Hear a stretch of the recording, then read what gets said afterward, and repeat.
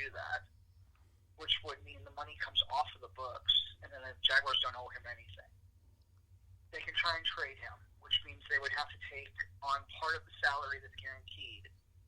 And remember, it counts $34 million against the cap if they were to cut him. So they're not going to do that because then they've essentially become they've created a Blake Bortles situation to the nth degree. So the idea is that you hope that he either retires or he gets traded, or he is just so overwhelming in training camp that he is so much better than the rookie, and you think hopefully that they're thinking maybe the second year slump kicks in and we don't have to make a decision. There are a few teams that might be interested in trading for him, because I've heard rumors that the Chicago Bears may be interested, but the Jaguars would need to take on a decent amount of that salary. There would need to be at least a second-round draft pick from the Bears in return. I could see him being traded to another team for stability reasons, and I could honestly see him going back to Philadelphia, which sounds incredibly weird, but that's something I want to talk to Scott about. Okay. Philadelphia newspapers and websites were all over the fact that the Jaguars benched him, and how much the city of brotherly love would openly welcome him back because he's such an icon there. And since Carson Wentz has not been so great this year, I could see that happen. Okay. Well, here's what I think. Number one, before we get to that, I want to make sure we address this situation. And that's this. The penalty situation with the offensive line did not do Foles any justice at all, did it, the other day? No, it did not. The Jaguars are the most penalized team in the NFL. Mike DiRocco, my good friend over at ESPN. By the way, DiRocco and I have known each other for almost 30 years. Right. So I can call him a good friend. He posted on his his page that the Jaguars are the most penalized team in the NFL, and they're the most penalized team by penalties that are accepted in the NFL. The offensive line was just atrocious. Yeah. Jawan Taylor had his worst game. You saw it, so he had his worst game of the year, didn't he? Right. Oh yeah. The running lanes weren't open. I know that Brandon Linder was penalized at least twice. Getting a center for penalties, that's like unheard of. Maybe one, but if you get two penalties during a game, there's just something wrong. Right. And then of course the Andrew Norwell. I'm almost certain he's going to be a cap casualty at the end of this year because he's not doing anything except collecting a paycheck. Pete Prisco said years ago, and I forgot who the player was, he was a right guard, and Pete Prisco referred to him as the spinning top. That's a lot of what Norwell and Jawan Taylor did this weekend. They were spinning tops, and the Tampa Bay pass rush, which by the way I didn't realize was that good. It looked like world beaters on Sunday. Don't I know? Okay, now let's talk about the Foles. I want to make sure this came full circle with that penalty situation, because I want to make sure that when we put the pieces of this puzzle, there's justification to doing exactly that. Okay, now, do I think that he would go back to Phil? I think it'd be a good move for him. I really do. And that was one of the teams that initially entered my mind, that if they were going to trade him to Philadelphia, that Philadelphia, they lost to the Miami Dolphins over the weekend. And now, don't get me wrong, the Dolphins are playing better. They really are. Everybody thought this team was going to tank and finish 0-16. No. Brian Flores has done a really great job, one of the best coaching jobs in the league, despite the fact they've only won 3 games. But I think it would be a great move for Philadelphia to acquire him back. And you're right, he is well liked over there. And I don't think I trust Carson Wentz. So he's a good insurance policy. Even though we're not getting paid for this, okay, you're in good hands with Nick Foles. No, we're not talking about Allstate, but Nick Foles, okay? Allstate, come knocking on my door one day. We'll talk about it. But my point is this, okay?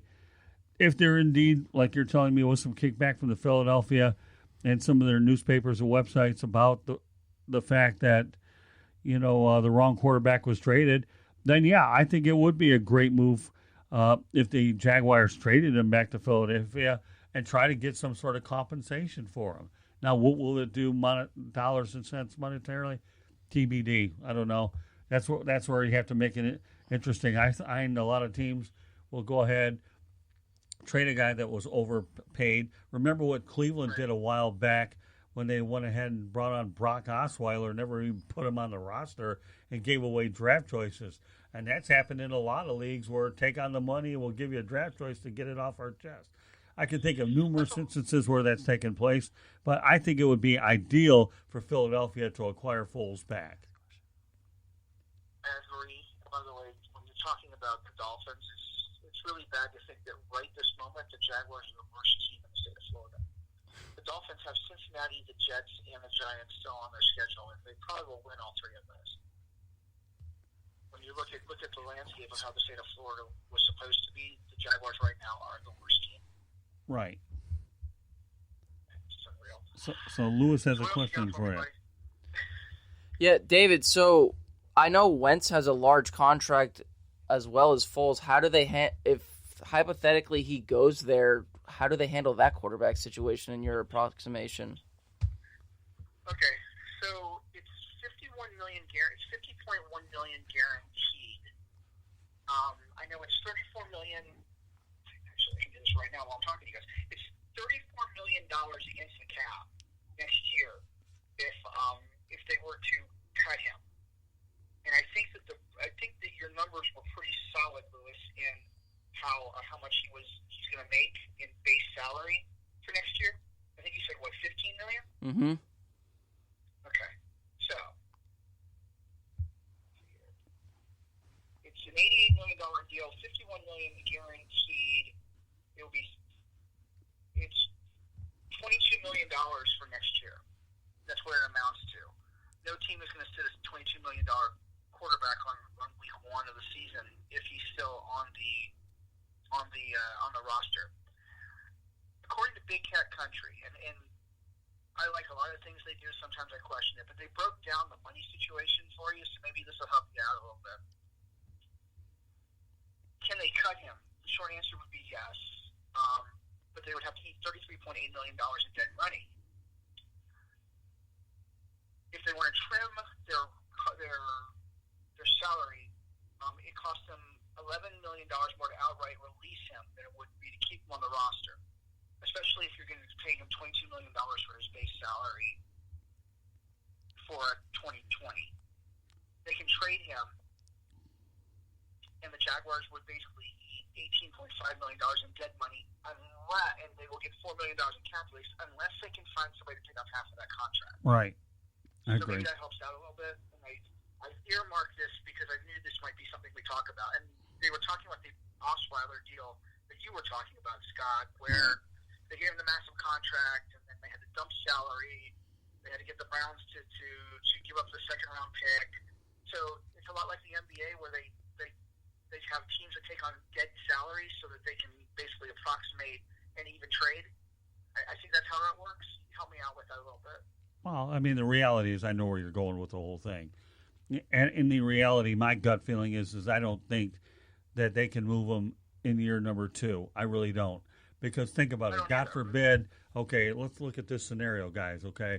Let's just say Minshew does get hurt, okay? And then Foles has to come in as a backup. Who would you replace him with? Do you have anybody in the system right now so you don't make a move just because you have a short sample size? I think the biggest mistake that happened all year was they didn't play Foles more during the preseason, and I think they're biting a bullet for that. There was not enough good chemistry going on with a guy entering the season with a bunch of a different supporting cast.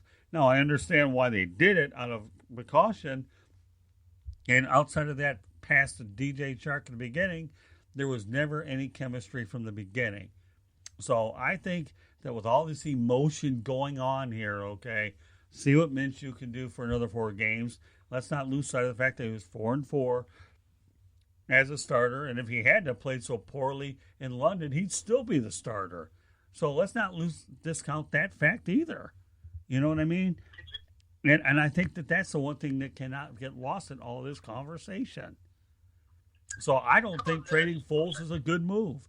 I think you let the whole thing play out, and let whatever the new regime comes in and figure it out, unless they plan to draft yet another quarterback or find another veteran. I think Foles can actually salvage his time in Jacksonville. He may not have Doug Marrone to do it or David Caldwell, but I know one thing I can say being in that stadium that you were there is these guys were screaming at each other. They were upset, and Tom Coughlin looked like he was in la-la land knowing what was going on around him.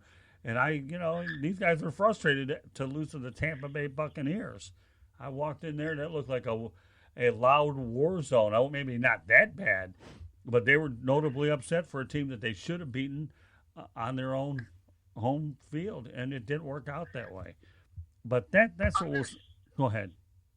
I was going to say, I didn't mean to cut you off. You stopped talking, and I didn't know whether you're done. Oh, that's fine. You're good. Remember when we were talking about last week that Marrone had said, hey, I've been publicly criticized within the stadium for what I've done, and he wouldn't name names, and then Coughlin came back and said that's between me and Doug? Right. I'll guarantee that some of that conversation was how he handled Nick Foles in the preseason. Yeah. Nick Foles had been better prepared in the preseason. He wouldn't look like a wounded duck when he's out there right now. Right. Precisely my point. You're spot on. And I'm propping you up is what I'm doing. Well, that's okay. Well, thank you. I appreciate it. Right. I saw what I saw on Sunday, and I'll get back to my Ray Charles analogy. Even though I wear glasses, okay, I still know what I saw, and it wasn't very good, and I saw how it was. All right, we'll give you an opportunity to talk briefly about the Chargers, okay, wherever you think they are, whether it's San Diego, L.A., and then on Thursday. LA this week. Oh, okay, good. I had to make sure Lewis mentioned that pre-production. If he lost a bet thinking that you were going to talk about San Diego, but I know we've kidded around about it. And then I want to talk a little bit more about Minshew on Thursday. So that'll be one of the things based on some of the things you're going to come up with us. So go ahead and let's touch briefly on the Chargers while you have a couple of minutes. This is a game that they need to win, but they may not, strictly because Philip Rivers owns the Jacksonville Jaguars.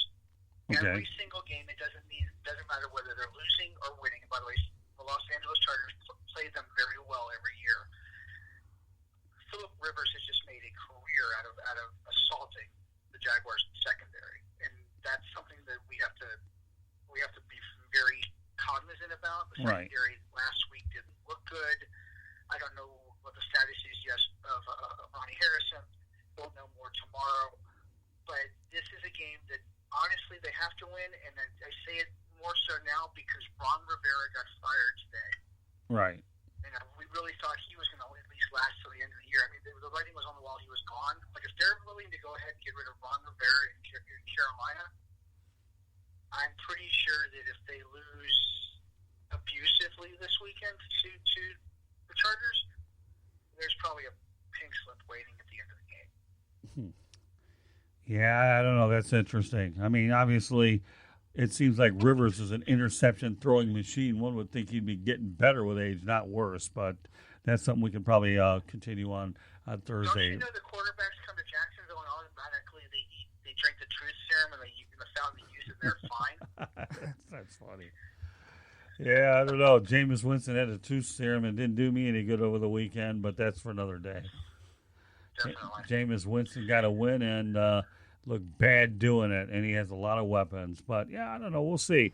A lot of things will be playing out over the weekend, that's for sure. So, we'll talk a little bit more. I'll be curious to see some of the developments as the week progresses about the Foles Minshew, or if nothing else, to see what happens with some of the information that'll be coming down about Gardner. But, I think that the last 4 games would give the Jaguars a lot of good information about what I consider a hidden gem. I do believe that Minshew is a hidden gem, and I'll just be curious to see whether DJ Chark gets a little bit more action, and we know Dede Westbrook is starting to come out a little bit better. So the dynamics of where the receivers fit in with this quarterback are certainly one of the more scrutinized things we'll be looking at. The team is 4-8. Can they get to 500? I don't know. It seems like a stretch, but I think that as the coaching situation plays out, those are things we'll continue to track as time goes on.